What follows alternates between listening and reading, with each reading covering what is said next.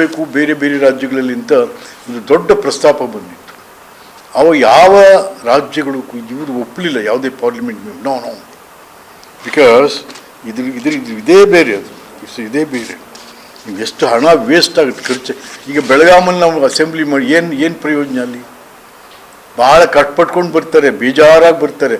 ಯಾರು ಸಂತೋಷದಿಂದ ಬಂದಲ್ಲಿ ಅಸೆಂಬ್ಲಿನಲ್ಲಿ ಅಲ್ಲಿ ಇದರಲ್ಲಿ ಅಧಿವೇಶನದಲ್ಲಿ ಭಾಗವಹಿಸಲ್ಲ.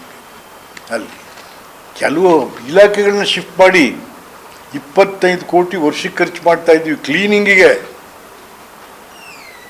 ವಿಕಾಸಸೌಧ, ಸುವರ್ಣಸೌಧ, ಬಟ್ ಅಲ್ಲಿ ಯಾವ ಆಫೀಸ್ಗಳೂ ಇಲ್ಲ. ಅಲ್ಲಿ ಕಳಿಸಿ ಎಲ್ಲ ಆ ಭಾಗದ ಆಫೀಸ್ಗಳೆಲ್ಲ ಹೋಗಲಿ ಆ ಕಡೆಗೆ, ಎಲ್ಲ ತಿರುಗಿ ಬೆಂಗಳೂರಿಂದ ಮತ್ತು ಅದು ಕಟ್ಟಿದ್ದೇನು ಪ್ರಯೋಜನ? ಹಾಗಾಗಿ ಸರ್ಕಾರಗಳು ಸುಮ್ಮನೆ ಮಾಡ್ತವೆ, ಏನೂ ಆಗಲ್ಲ. ಅದು ಕರೆಕ್ಟ್. ಹಾಗಾಗಿ ಸ್ನೇಹಿತರೆ, ಮೊನ್ನೆ ಕ್ಯಾಬಿನೆಟ್ನಲ್ಲಿ ತಾವು ಮಾಡಿದಂಥದ್ದು ಕೂಡ ಯಾರ ಜನಕ್ಕೆ ಅನುಕೂಲ ಆಗುವಂಥದ್ದು ಏನೂ ಆಗಲಿಲ್ಲ.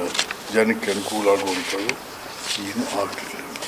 ಮತ್ತು ಮೈಸೂರು ಭಾಗದಲ್ಲೇ ನಾವು ಕ್ಯಾಬಿನೆಟ್ ಮೀಟಿಂಗ್ ಮಾಡಿದ್ದೀವಿ. ಹೋ ಮೈಸೂರು ಉದ್ಧಾರ ಆಗೋಯ್ತು, ಈ ಭಾಗ ಎಲ್ಲ ಏನಿಲ್ಲ. ಏನು ಇತ್ತೀಚೆಗೆ ನಮ್ಮ ಕರ್ನಾಟಕ ಘನ ಸರ್ಕಾರ ಯಾವುದೇ ತೀರ್ಮಾನಗಳು ಜನರ ಪರವಾಗಿಲ್ಲ.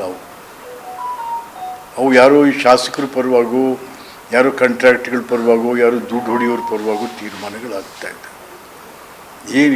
ಇಲ್ಲಿ ತನಕ 90,000 ಕೋಟಿ ಗೃಹಲಕ್ಷ್ಮಿ ಖರ್ಚು ಮಾಡಿದ್ದೀವಿ ಅಂತ.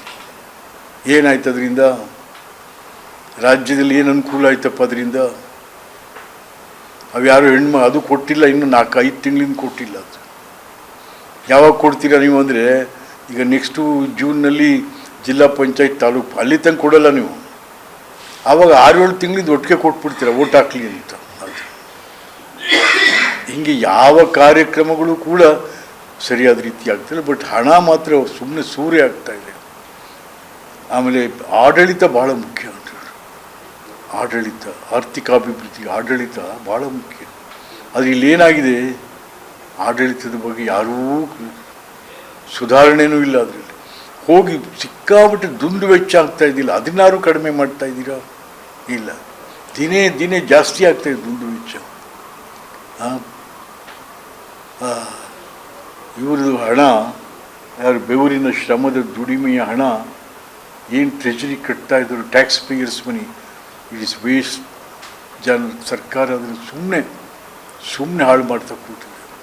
ಬಟ್ ಯಾರೂ ಕೂಡ ಜನ ಇದ್ರ ಬಗ್ಗೆ ಮಾತಾಡ್ತಾ ಇಲ್ಲ. ಯಾವ ಪಾರ್ಟಿಯವರು ಮಾಡ್ತಾ ಇದ್ದಾರೆ.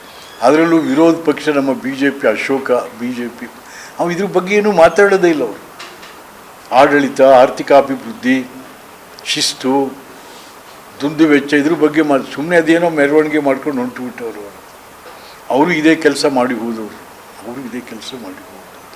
ಹಾಗಾಗಿ ಅವ್ರಿಗೆ ಯಾವ ನೈತಿಕತೆಯೂ ಇಲ್ಲ ಮಾತಾಡೋದಕ್ಕೆ, ಸುಮ್ಮನೆ ಇದ್ದು ಬಿಡ್ತಾರೆ ಅವರು. ಹಾಗಾಗಿ ಸ್ನೇಹಿತರು, ಇವತ್ತು ಏಕೆಂತಂದರೆ ದೇಶದಲ್ಲಿ ಇವತ್ತು ಭಾಳ ಒಂದು ಆತಂಕ. ಕಾಶ್ಮೀರದಲ್ಲಿ ಇವತ್ತೇನಾಗಿದೆ, ಇವತ್ತು ದೇಶ ಒಂದು ರೀತಿಯಲ್ಲಿ ಹೇಗಪ್ಪ ಇದು ಅಂತ. ಅದೇನೇ ಇರಲಿ, ಬಟ್ ಮೋದಿಯವರು ಇವತ್ತಿನ ದಿವಸ ಅದನ್ನು ನಾನು ಬಡಿತೀನಿ ಅದನ್ನು. ಯಾಕೆಂದರೆ ಇಟ್ಸ್ ಎನ್ ಇಸ್ಲಾಮಿಕ್ ಕಂಟ್ರಿ. ಅವ್ರ ಧರ್ಮಾಧಾರಿತ ದೇಶ ಅದು, ನಮ್ಮ ಥರ ಜಾತ್ಯತೀತ ದೇಶ ಅಲ್ಲ ಅದು. ಹಾಗಾಗಿ ಆಲ್ ಇಸ್ಲಾಮಿಕ್ ಕಂಟ್ರೀಸ್ ಎಲ್ಲ ಇವತ್ತು ಧರ್ಮಾಧಾರಿತ ದೇಶಗಳಾಗಿ ಇಡೀ ಜಗತ್ತಿನಲ್ಲಿ ಅಶಾಂತಿಯನ್ನು ಉಂಟು ಮಾಡ್ತಾ ಇದ್ದಾರೆ. ಹಾಗಾಗಿ ಮೋದಿಯವರು ಕೂಡ ಹಲವಾರು ರೀತಿಯಲ್ಲಿ ಈಗ ನುಸುಳುವಿಕೆ, ಅದನ್ನು ತಡಿಬೇಕು ನಾವು. ನಿಜ, ನೀವು ಅಲ್ಲಿ ಬಾಗಿಲಾಗ್ತೀನಿ, ಇಲ್ಲಿ ಬಾಗಿಲಾಗ್ತೀನಿ ಅಂತ ಹಾಕಿ ಬೇರೆ ವಿಚಾರ. ಬಟ್ ನುಸುಳವನು ಮೇನ್ ರೋಡಲ್ಲಿ ಬರಲ್ಲ. ಅವ್ನಿಗೆ ಯಾವ್ಯಾವುದೋ ದಾರಿ ಅವ್ನು ಮಾಡ್ಕೊಂಡಿರ್ತಾನೆ, ಆ ದಾರಿಯಲ್ಲಿ ಬರ್ತೇನೆ. ಆ ದಾರಿಗಳು ಮುಚ್ಚಬೇಕು ಇವತ್ತು, ಆ ದಾರಿಗಳು ಮುಚ್ಚಬೇಕು. ಹಾಗಾಗಿ ಅವೆಲ್ಲರೂ ಕೂಡ ಇವತ್ತು ಕೇಂದ್ರ ಸರ್ಕಾರಕ್ಕೆ ನಾವು, ಹೌದು ನೀವು ಕ್ರಮ ತಗೋತಾ ಇದ್ರಿ, ಏನು ಹುಡುಗಾಟಿಕೆ ಅಂದರೆ 26 ಜನರು ಟೂರಿಸಮು, ಹೌದು 370 ನಾವು ತೆಗೆದುಹಾಕಿದ್ದೀವಿ ದೇಶದಲ್ಲಿ. ಅಲ್ಲಿ ಆ ಭಾಗದಲ್ಲಿ ನಾವು ಶಾಂತಿಯನ್ನು ಸ್ಥಾಪನೆ ಮಾಡಿದ್ದೀವಿ. ಯಾವುದೇ ಅಕ್ರಮ ಆಗದ ರೀತಿ ನುಸುಳುವಿಕೆದಾರರಾಗಲಿ ಯಾರು ಬರದೇ ಇರುತ್ತೆ ಮಾಡಿದ್ದೀವಿ ಅಂತಂದ್ರೆ ಬೇಷ್. ಬಟ್ ಎಲ್ಲಿ ಏನಾಗಿದೆ ಈಗ ಅದು?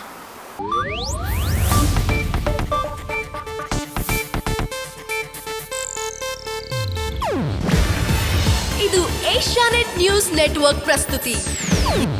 ನೀವು ನೋಡ್ತಿದ್ದೀರಾ ಏಷ್ಯಾನೆಟ್ ಸುವರ್ಣ ನ್ಯೂಸ್.